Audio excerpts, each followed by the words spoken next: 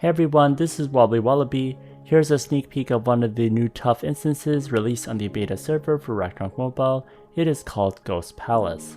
How will it affect the PvE meta in Ragnarok Mobile, and how should you prepare for it? Stay tuned for all the details.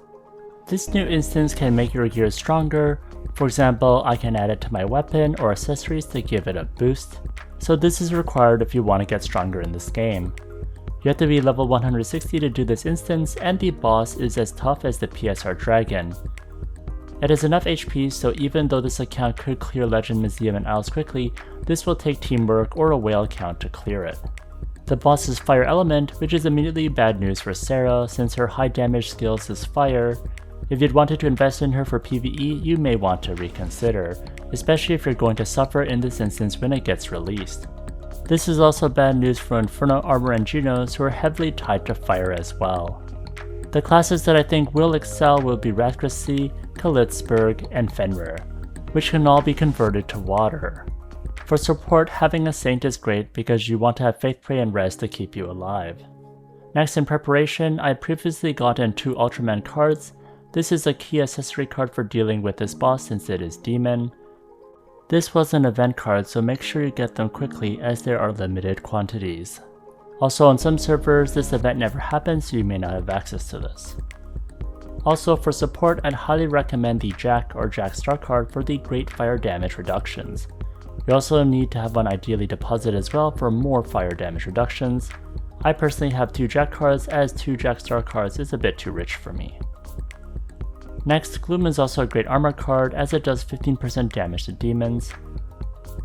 I'd say the gameplay is pretty linear, and the mechanics I feel are simpler than PSR since you just have to avoid stuff and hit the boss hard. When I was trying this out on the beta server, I was only able to solo clear this with Kalitzberg. This is a class that can solo DPS this boss very efficiently, and this is one of the reasons why I switched from Inferno Armor to her. She can convert, which is much more flexible, and her debuffs and DPS are also insane. Initially, you just had to hit the boss and avoid his wide fan-shaped AoE.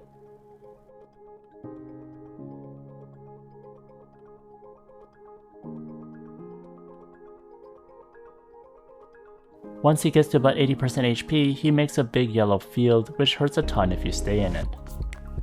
He can also set the ground on fire, so you need to get to an empty square.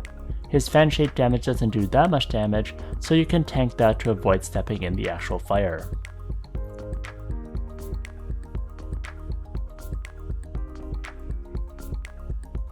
Sometimes he'll summon fire creatures with arrows that show the path. Get out of the way and try to find a square that isn't in the path. For soloing this instance, I did need to use the HP Relic. It's definitely hard with Kalitzberg since she lacks anti-death. But if you have a Saint, then you can avoid having this since you can be rezzed and have Faith Pray. I personally don't think this will shift the meta so much that underperforming classes will now be used. White Star Airship was great because it encouraged teamwork and brought out support classes to deal with the tough mobs, but I don't feel teamwork here is as crucial. I think there won't be a wide variety of classes to deal with mobs as you would have in White Star Airship.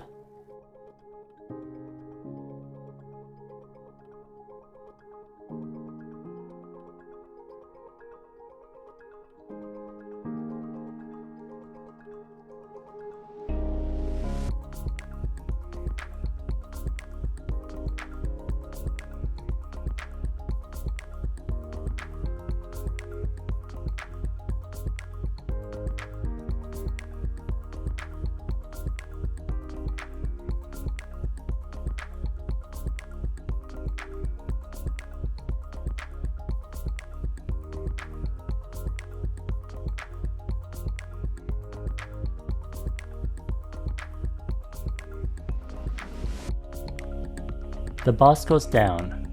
Next I show my gear overview. This is the best equipment I have on this account. The armor should be Horror Bones instead, as Ignore Defense isn't needed as much for Kalitzberg. I also use the water accessories, which are nice, so try to get the 12% water damage random attribute on those in preparation. Next, my account lacks shadow equipment, so I just have Ruin Boots. For Oracle Mirror I use the Bill, and for survivability I had to cheat with the HP Relic. Next for Avenger Handbook, I have 140% deposit. I'm happy this instance will make us stronger, but a little disappointed that it won't make certain support classes popular.